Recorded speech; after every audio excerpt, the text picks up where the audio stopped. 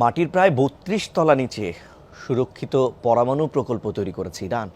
Satellite থেকে ধারণ করা ভিডিও এবং ছবি যাচাই বাছাই করে এ তথ্য জানিয়েছে আন্তর্জাতিক গবেষণা সংস্থা প্ল্যানেট ল্যাবস। তাদের ধারণা, প্রকল্পটিতে সেন্ট্রিফিউজের সক্ষমতা বাড়ানোর পাশাপাশি বিপুল পরিমাণ অস্ত্র মজুদ রাখার সুযোগও রয়েছে। পশ্চিমা হামলা এবং গোয়েন্দা নজরদারি এড়াতেই ভূপৃষ্ঠের এত নিচে এই প্রকল্প, বলছেন বিশ্লেষকরা। ইরানের মধ্যাঞ্চলীয় প্রদেশ ইস্পাহানের নাতানজ পরমাণু কেন্দ্র দেশটির পরমাণু কর্মসূচির কেন্দ্রস্থল হিসেবে বিবেচনা করা হয় এই প্রকল্পকে। বিদ্যুৎ তৈরির পাশাপাশি পরমাণু অস্ত্র বানাতে সক্ষম সেন্ট্রিফিউজ তৈরি হয় এই কেন্দ্রেই। সম্প্রতি এই কেন্দ্রের পাশেই নতুন আরেকটি ভূগর্ভস্থ পরমাণু প্রকল্প থাকার প্রমাণ পেয়েছে গবেষণা সংস্থা প্ল্যানেট ল্যাবস।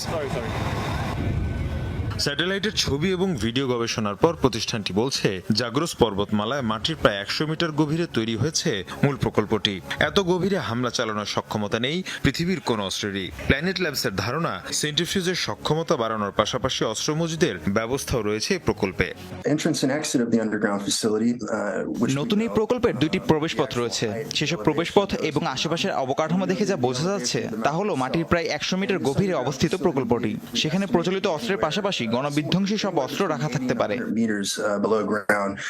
দীর্ঘদিন ধরে ইসরায়েলি গোয়েন্দা সংস্থার অন্যতম লক্ষ্য ইরানের পরমাণু প্রকল্প এবং এর সাথে সংশ্লিষ্টরা। এখন পর্যন্ত মোসাদের হামলায় নিহত হয়েছেন ৬ জন পরমাণু বিজ্ঞানী। এর পাশাপাশি নওরোজ এবং ফোর্দো পরমাণু সমৃদ্ধকরণ প্রকল্পে একাধিকবার নাশকতাও চালানো হয়। ২০২০ সালে বিস্ফোরণ এবং অগ্নিকাণ্ড হয় নাতানজেও।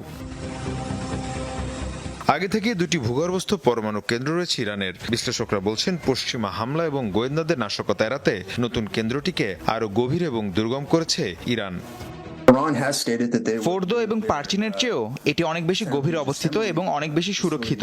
ইরান আগেই জানিয়েছিল তারা তাদের সেন্ট্রিফিউজগুলোকে সরিয়ে নেবে। যে বিশাল এলাকা জুড়ে তারা ফ্যাসিলিটি তৈরি করেছে, তাতে এটি উদ্বেগের বিষয় যে তারা শিগগিরই আবারও পরমাণু অস্ত্র সমৃদ্ধকরণ প্রকল্প চালু করবে। ইরানের পরমাণু অস্ত্র তৈরির সক্ষমতা ঠেকাতে কয়েক দশক ধরে তৎপর পশ্চিমা বিশ্ব। যদিও তেহরান শুরু থেকেই বলছে তাদের কর্মসূচি পরমাণু শান্তিপূর্ণ ব্যবহারের জন্য। স্যাটেলাইটে ধরা পড়া নতুন কেন্দ্রে পশ্চিমাদের চোখকে ফাঁকি দিয়েই ইরান পরমাণু অস্ত্র বানিয়ে ফেলতে পারে বলে সতর্ক করেছেন পশ্চিমা বিশ্লেষকরা। Mir Mushfika Hasan, Jamuna news. Ceylon family ব্লেন্ডের কড়ালিকার আর সতেজ স্বাদের পারফেক্ট ব্লেন্ডে স্বপ্নেরা মেলুক টানা।